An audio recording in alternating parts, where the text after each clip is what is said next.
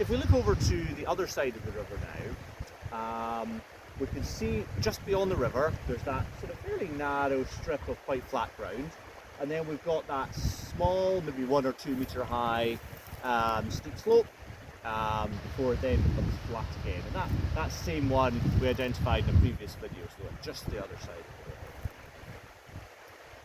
So beyond that we've got an area of flattish ground. It's got that kind of yellowish grassy vegetation.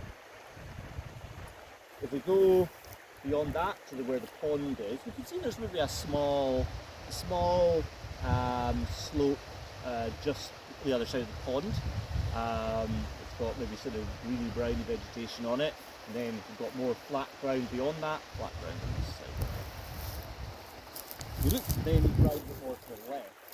If we pick up again our large area of flattish ground with the yellow vegetation, as we follow that along up the valley, all of a sudden the vegetation changes back into this browny vegetation of the dead bracken, and we can see that that's on a kind of a steeper slope. So we've got a nice breaking slope marked out by that change in vegetation when we go from flat ground onto more of a steep slope.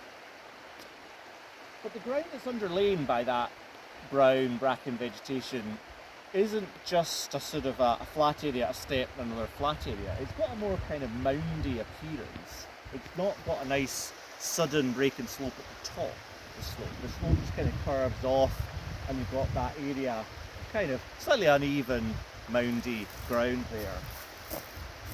We can see a little bit of a cross section through that where the river curves round. It's eroded a bit away. We've got a nice big, quite a high, that's maybe 10-15 metres I would estimate from here, quite steep slope on the outside of that meander in the river.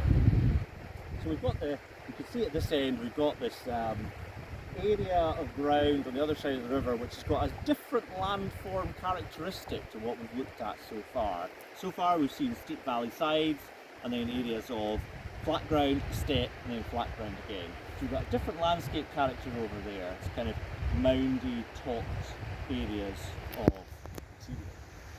So we can start to map in the near edge of that with some break slope, and we'll work our way further up the valley to try and get more of an impression of what that material is.